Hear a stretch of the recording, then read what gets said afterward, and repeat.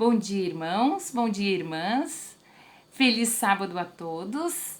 Meu nome é Rosângela, sou professora da Escola de Gravataí e estou muito contente com o convite da irmã de compartilhar a lição com vocês, que tem por título Servir e Salvar. O verso áureo desta semana se encontra em Isaías 42, verso 1. Eis aqui o meu servo, a quem sustenho, o meu escolhido, em quem a minha alma se compraz. Pus sobre ele o meu espírito, e ele promulgará o direito para os gentios. Irmãos, não precisamos ir tão longe para andar nas pegadas de Jesus, para conhecer as montanhas por onde Jesus andou, onde ele pregou o sermão da montanha, os vales, para seguir os passos de Jesus. Ao olhar o mundo ao nosso redor, a gente vê tantas pessoas carentes, carente não só de roupa, não só de alimento, mas carente de amor, de atenção, carente de ser ouvida, carente de um carinho, irmãos. Seguir os passos de Jesus é ter o olhar diferente que a humanidade está hoje tendo. Um olhar egoísta, onde eu só vivo para mim, trabalho para mim, para me vestir, vestir a minha família e cuidar da minha família. Seguir os passos de Jesus é ter o olhar diferente, um olhar de amor, um olhar pronto a servir. Isaías nos falou de um servo do Senhor com a missão semelhante de misericórdia. Isaías 42, 3, verso 7. Vamos ver hoje nessa lição, nós vamos estudar sobre esse servo.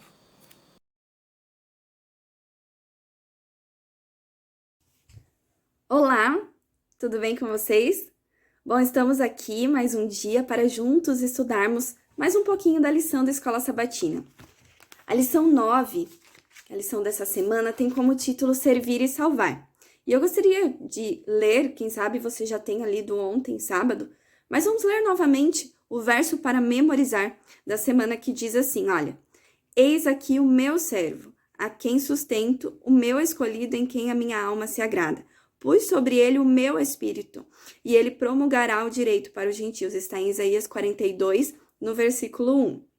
Meu servo, meu escolhido. Bom, fica um pouquinho difícil de identificar, só lendo este versículo, quem é este servo.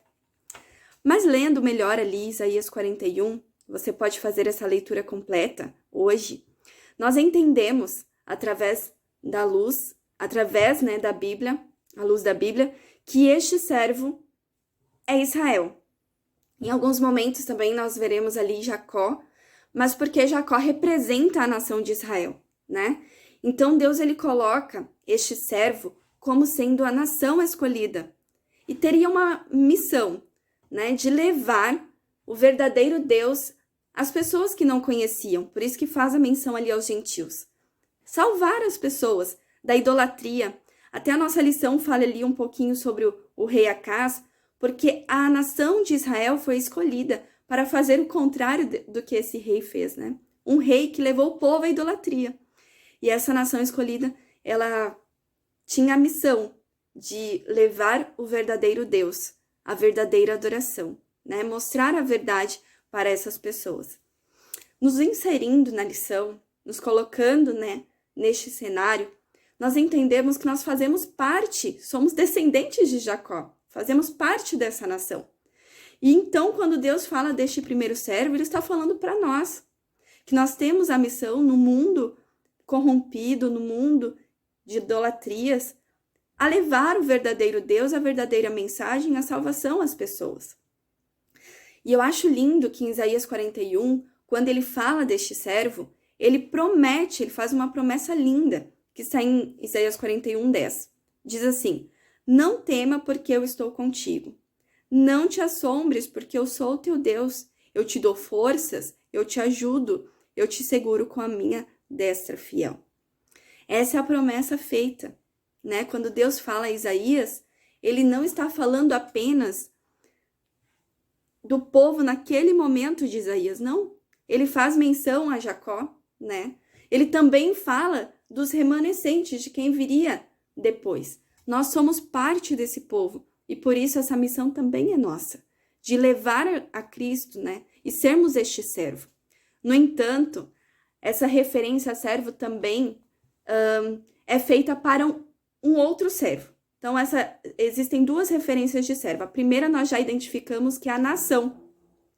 E a segunda não pode ser entendida como nação, e sim como indivíduo. Esse indivíduo, em Isaías 52, nós vemos que ele morre de modo sacrificial em favor dos pecadores. E a nação não poderia fazer isto.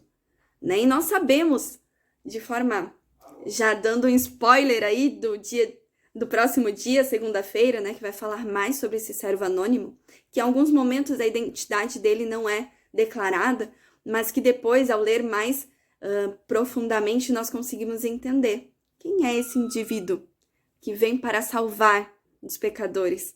De modo sacrificial se entrega e morre, né? Então fica aí um spoiler, né? Um pouquinho aí do que vai ser segunda-feira, a próxima lição, o próximo dia da lição. E aí vocês também vão conseguir entender um pouquinho mais esse segundo servo. Mas o que eu queria deixar para vocês hoje é isso. O primeiro servo fala da nação de Israel.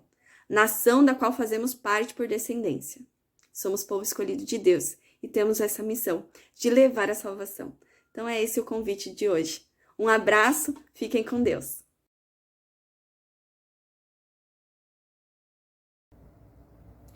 Bom dia, irmãos.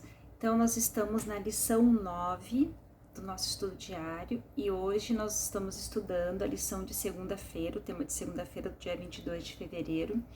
E o nosso estudo de hoje, ele vem para nos mostrar quem é o servo anônimo que está citado lá em Isaías 42, de 1 a 7. Lembrando que ontem, na lição de domingo, Isaías se referiu ao meu servo Jacó, ou o meu servo Israel, estava se referindo, na verdade, ao povo israelita como sendo seu servo, e agora nesses versículos do 42, do 1 ao 7, ele fala num servo e ele não diz quem é esse servo. Então, aqui pelo nosso estudo, nós vamos identificar quem é esse servo. Então, vamos ler lá em Isaías 42, de 1 a 7, diz assim: Eis que o meu servo, a quem sustenho, o meu escolhido, em quem minha alma se compraz, pus sobre ele o meu espírito, e ele promulgará o direito aos gentios. Então, vamos ler o restante dos versículos, né, para identificar quais eram as funções e o caráter desse servo, que é a nossa primeira pergunta de hoje, né? Quem era desse servo anônimo de Deus, a quem ele havia escolhido, em quem tinha colocado o seu espírito. Esse servo, que o Senhor pôs o seu espírito, foi para equipá-lo para o ministério que Deus havia passado para ele. Esse servo tinha a missão de levar a justiça do reino de Deus aos gentios e a toda a terra, todo o povo. Ele tinha que cumprir o propósito do Senhor com paciência e com gentileza. Os versículos dizem que não se ouviria a voz dele nas praças, ele não quebraria a cana, não apagaria a torcida que fumega, não apagaria o fogo. Então ele seria gentil, compassivo e justo. Então, as funções e o caráter desse servo, a principal função era abrir aos olhos dos cegos, tirar da prisão o cativo e trazer aqueles que estão em trevas. Não estava se referindo somente a devolver a visão de cegos, literalmente, mas a visão daqueles que não conseguiam ver a justiça de Deus, o amor de Deus, a verdade na palavra. E também aos gentios que viviam em trevas, porque eles não tinham conhecimento de Deus. A segunda pergunta que nós temos na lição de segunda-feira diz o seguinte: como a função e o caráter desse servo se comparam aos do rebento de Jessé, sobre o qual repousava também o Espírito do Senhor? Bom, nós vamos ter que ler Isaías 11, né? Se comparava da seguinte forma: era o mesmo. Estava se referindo a Jesus, o rebento de Jessé, né? Jessé era o pai de Davi, e as profecias diziam que o Messias viria de Davi. Assim como Isaías 42, o governante da linhagem de Davi, mencionado em Isaías 11, agiria em harmonia com o Senhor, promulgando justiça e libertação aos oprimidos, além de sabedoria e conhecimento de Deus. Esse rebento, a raiz de Jessé, é o Messias, o Filho Divino, que também traria paz sem fim sobre o trono de Davi, sobre o seu reino, mediante o juízo e a justiça. O servo de Isaías 42 é evidentemente o Messias. A pergunta número 3, né, a pergunta 5, na verdade, diz como o Novo Testamento identifica os servos de Isaías 42, 1, 7, que promulgará a justiça. Bom, nós somos lá em Mateus, capítulo 12, no versículo 15 ao 21. Ele começa dizendo assim, Mateus começa dizendo assim: mas Jesus, sabendo disso, afastou-se dali, muitos o seguiam e a todos ele curou. Advertindo-lhe, porém, que não expusesse a publicidade para se cumprir o que foi dito por intermédio do profeta Isaías.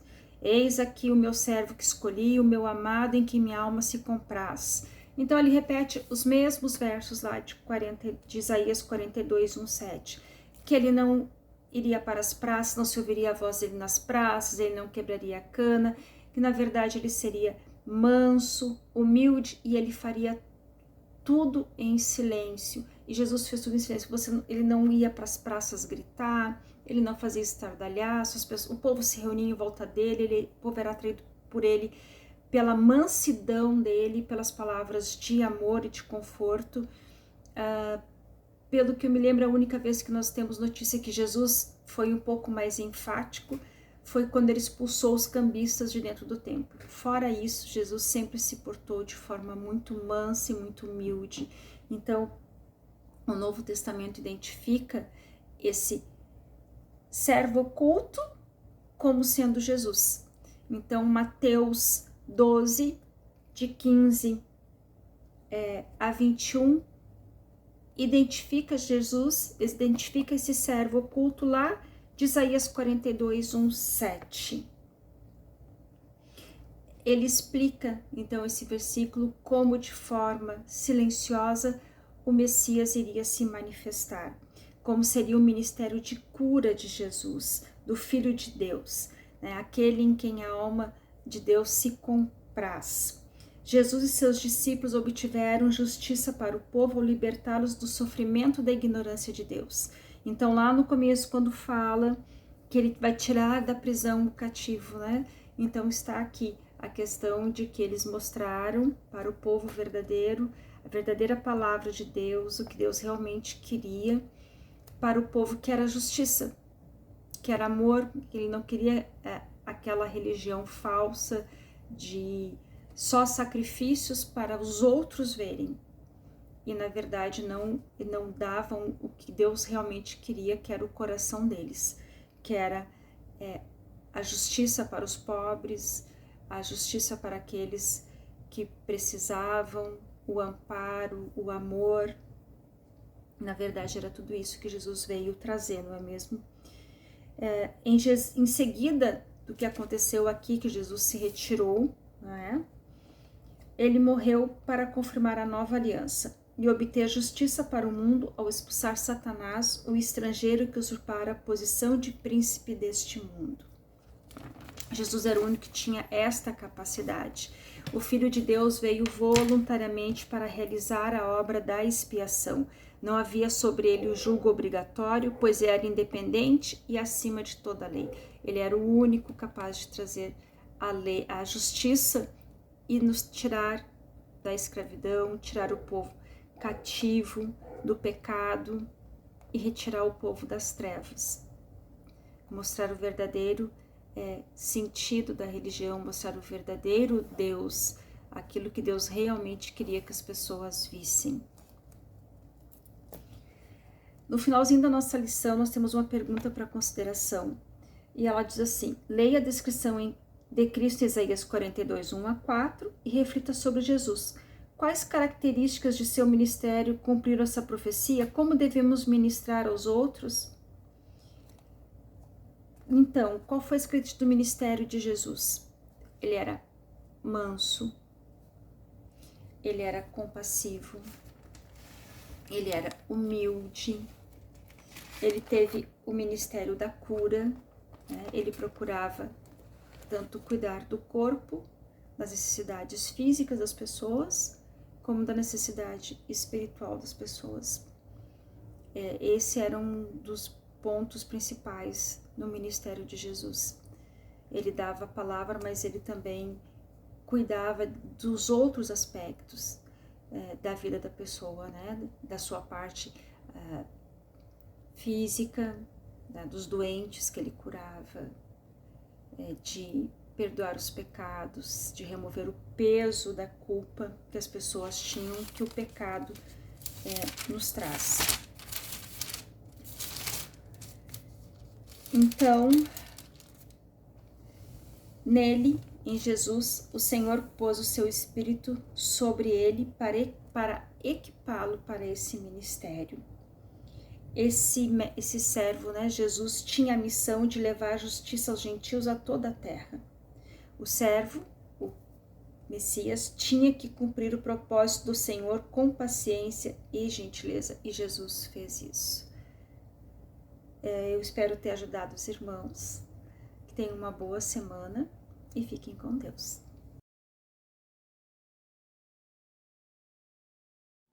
Olá, queridos, tudo bem com vocês? Eu me chamo Evelyn e faço parte da IASD Costa e Silva. E hoje estou aqui para compartilhar com vocês a nossa lição de terça-feira, que traz como título Messias Persa. Bem, nessa lição nós estudamos uma profecia impressionante. E essa profecia, ela está descrita lá no livro de Isaías, no capítulo 44, verso 26, até o capítulo 45, verso 6.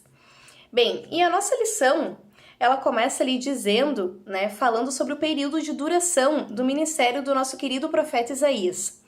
Isaías, então, ele cumpriu seu ministério por cerca de 60 anos, que foi do período de 745 a.C. até 685 a.C. E nós vimos ali uma das grandes profecias que ele nos deixou, que foi bastante precisa. Além dele ter informado o nome, né, desse grande conquistador que revolucionaria ali de acordo com os propósitos de Deus, ele não somente informou o nome, mas também os feitos, né? Ele descreveu com precisão e exatidão os feitos que esse grande rei, né, faria em prol da causa de Deus. E nós vimos aí, conforme a narrativa, que o rei Ciro, ele realmente veio ali das regiões do norte e do leste, e ele conquistou Babilônia em 539 a.C., conforme ali o nosso querido profeta Isaías havia predito.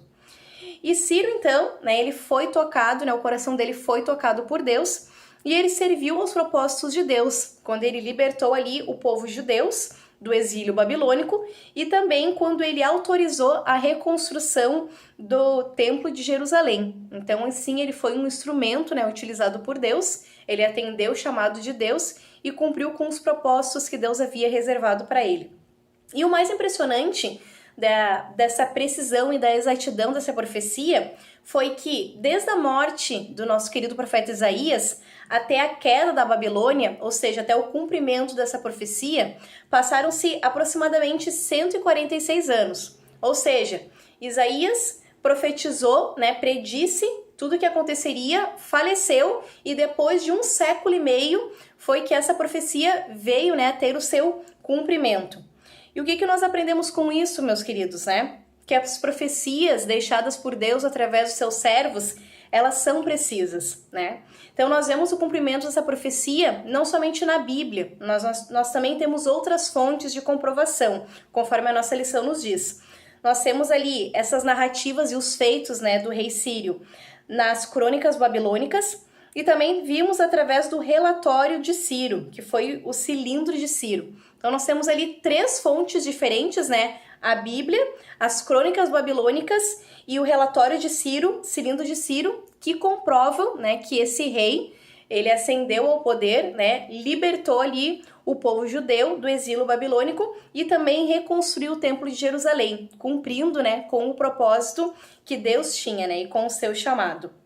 Além disso, também, a nossa lição nos questiona por que Deus chama, né, o rei Ciro de seu ungido.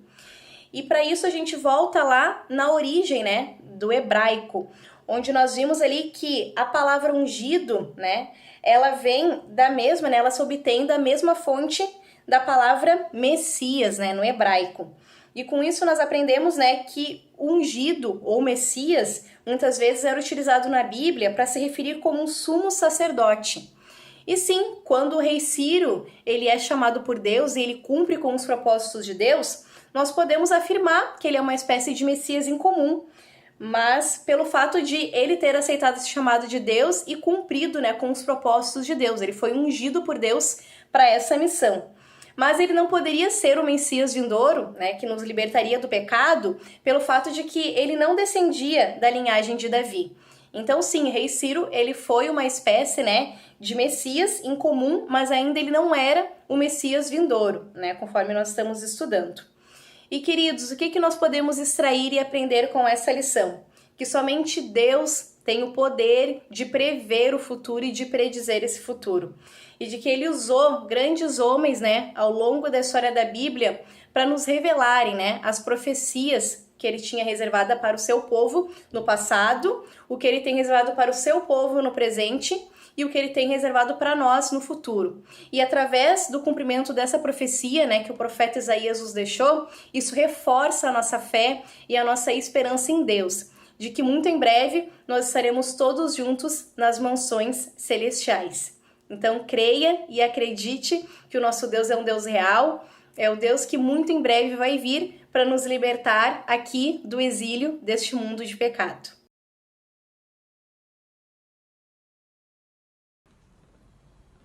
Bom dia, queridos irmãos. Vamos falar sobre a lição de número 9, Servir e Salvar, quarta-feira, Esperança Antecipada. O fato de Isaías ter profetizado com precisão a vinda de Ciro incomodava aqueles que não acreditavam no profeta. E para lidar com essa frustração, eles disseram que viria um novo profeta. Mas o livro de Isaías não demonstra que tem um novo profeta. Apesar disso, não há evidência histórica de um segundo Isaías, nem nos manuscritos do Mar Morto.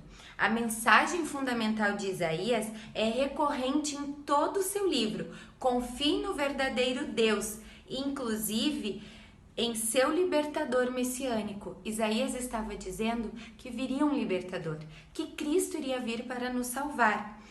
E Isaías de 1 a 39 enfatiza o juízo de Deus. Isaías 40 a 66 focaliza a consolação. Porém, nos capítulos anteriores, mostra a segurança e o consolo divino de que tudo aquilo que o povo de Israel estava passando iria passar. Conte para as outras pessoas que tudo que nós estamos passando irá passar. Aproveite o estudo.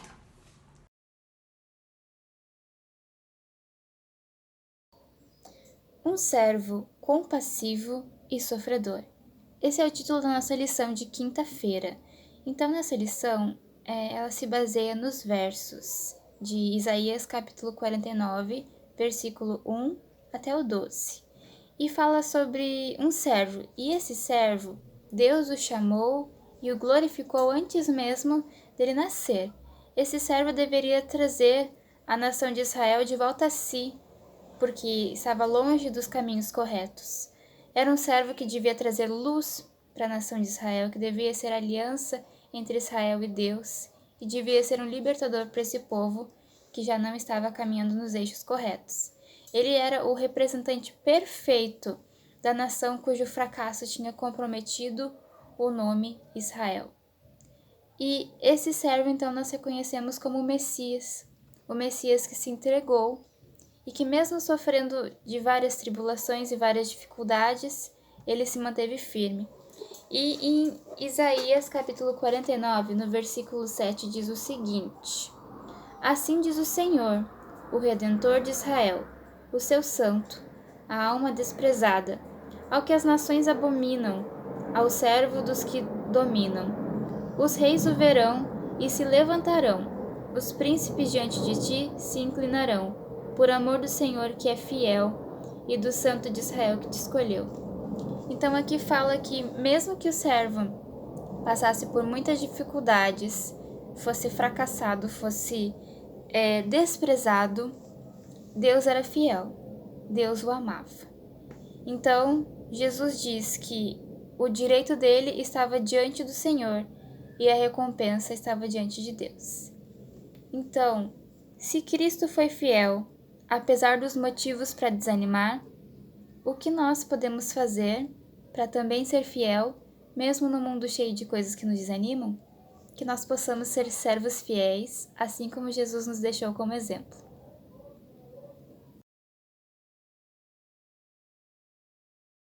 Queridos irmãos, vamos encerrar a lição desta semana tendo a certeza que nós devemos ter tato e sabedoria para falar de Jesus para as outras pessoas. Assim como Jesus falava a verdade, mas a verdade com amor. Devemos lembrar que todas as pessoas, todos os corações, Jesus tinha a missão de salvar. E nós também. Nós devemos olhar as pessoas com misericórdia, com bondade, porque todas elas têm direito à salvação. Um beijo no coração de vocês, na certeza que dia a dia estaremos orando por pessoas que precisam da salvação em Cristo Jesus. Fiquem com Deus, um feliz sábado a todos. Pai, o teu amor me constrange, o teu amor me motiva. É pelo teu amor que eu te sirvo, é por te amar.